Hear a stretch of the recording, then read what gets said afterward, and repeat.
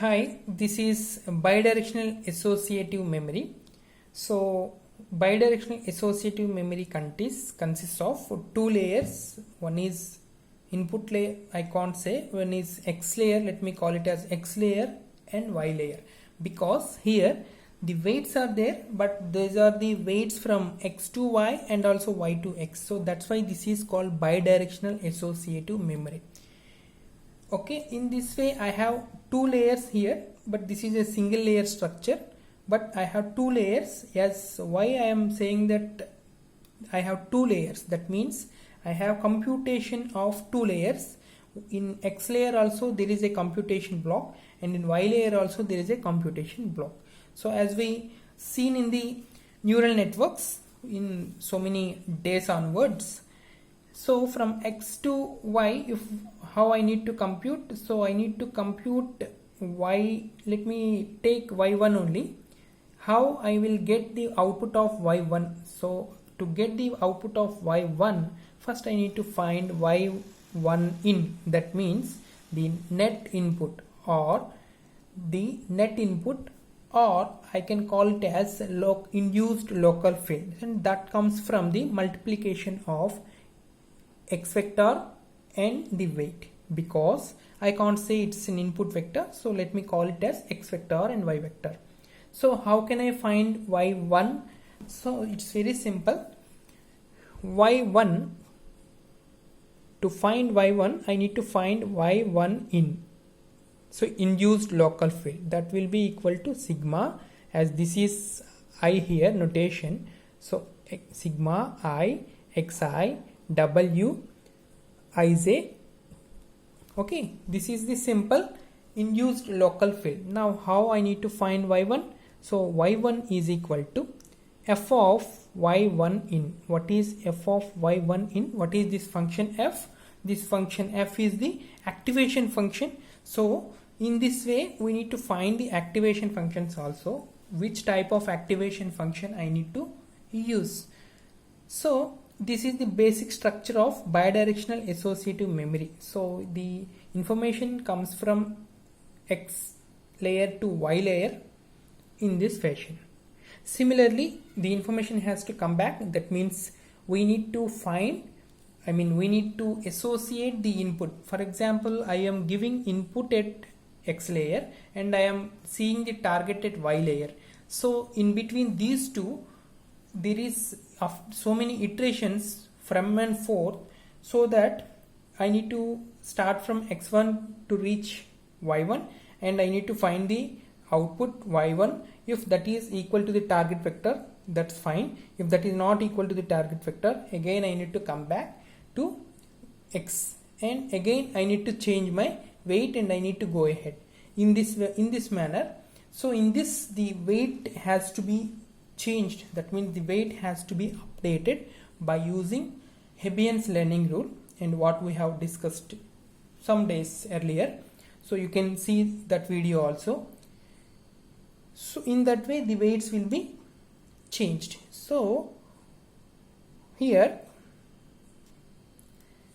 so the basic structure will be like this. There is an X vector, there is a Y vector, and the weights are in between them, and the directions are in both the directions, from X to Y and Y to X. So let's go ahead with the types of bidirectional associative memory. So there are two types, we can call them three also, but basically there are two types. One is discrete BAM and continuous BAM. In discrete BAM, again we have two types. One is binary input vector and second one is bipolar input vector. So what is meant by binary input vector and bipolar input vector? Suppose we will take xi of p as input vector or sample vector, tj of p as target vector. For example, if I am giving the input from x vector and I am observing my target at y vector, then those are the nomenclatures. So by seeing the architecture, you can easily find in X vector there are n neurons, and in Y vector there are m neurons. Of course, I have taken I as the sample vector in X vector and j as the sample vector or in y vector. So in that way we need to use the nomenclature that we need to take care. Yes, I of p is the input vector and yes, tj of p is the target vector.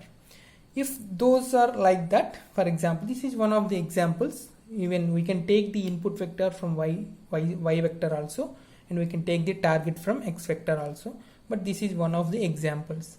So what is binary input vector? Binary input vector means wij is equal to sigma p 2 into si of p minus 1 into 2 tj of p minus 1. So in this way we need to find the weight vector or weight matrix in binary input vector. So as we know, binary input vector means there are two things, one is 0 and 1, 0 and 1.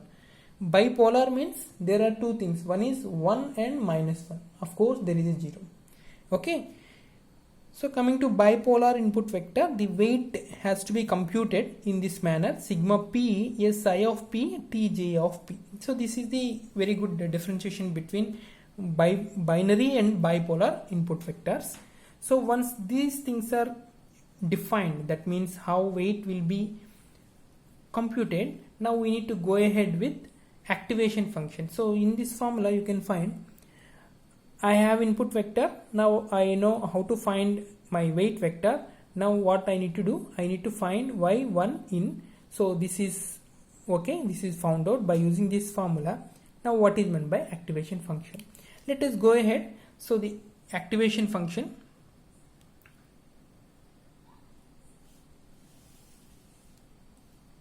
yes, for clear visibility I have done zooming also. Yes, see the activation function. So for y layer, if it is a binary input, as I already told you, if it is a binary input, there are two things, 1 and 0. Of course there is one more thing, that is yj.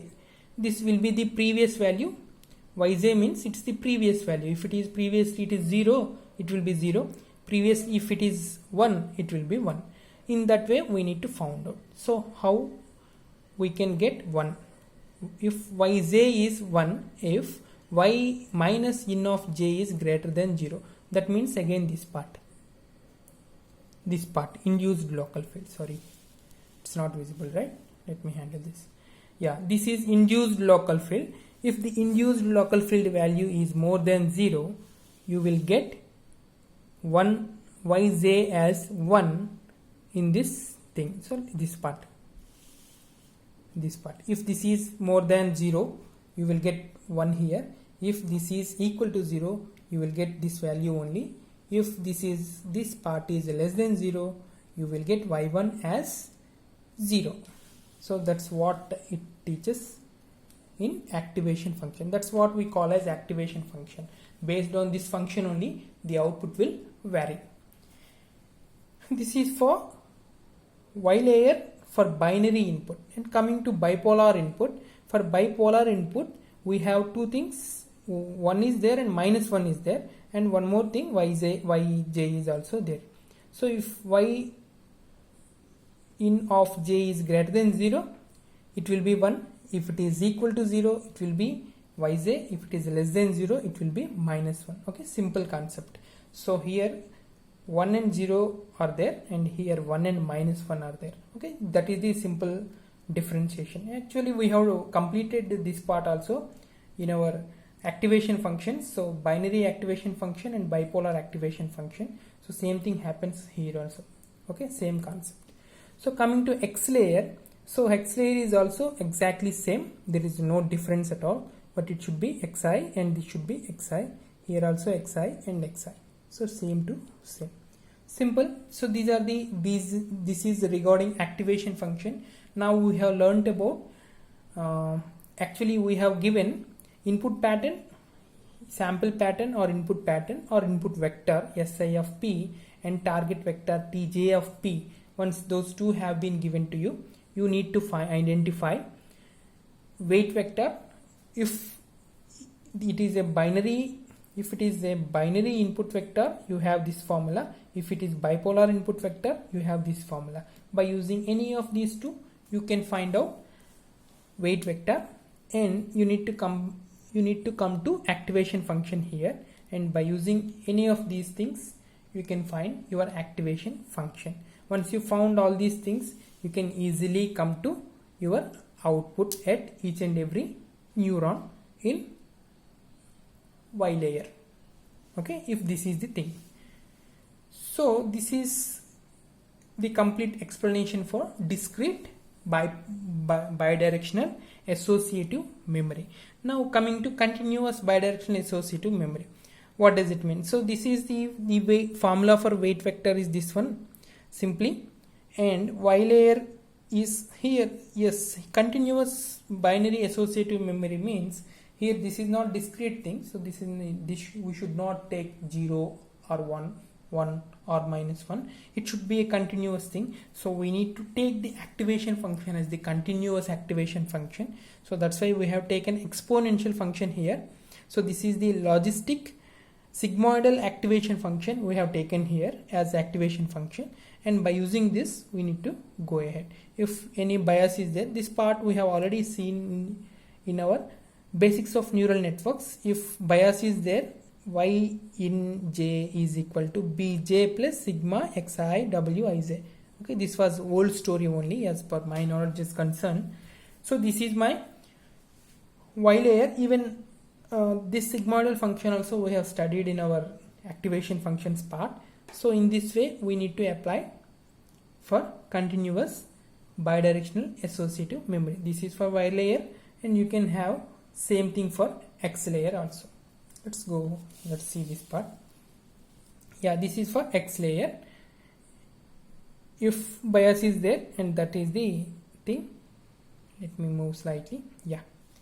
So these are the explanation for architecture of bidirectional associative memory. So let us quickly recapture and what we have learned in this video. This is bidirectional associative memory, architecture of bidirectional associative memory, and types of bidirectional associative memory: discrete BAM and continuous BAM. In discrete BAM there are two types. One is binary input vector and second one is bipolar input vector. If in binary input vector the calculation of weight is different, and for bipolar also it's different. Similarly for activation functions also there is a difference between binary and bipolar. And coming to continuous BAM, we need to see the weight matrix. So this is the weight matrix, and this is the activation functions of Y layer and X layer. So up to this we have studied, and let's see the application algorithm in the next video.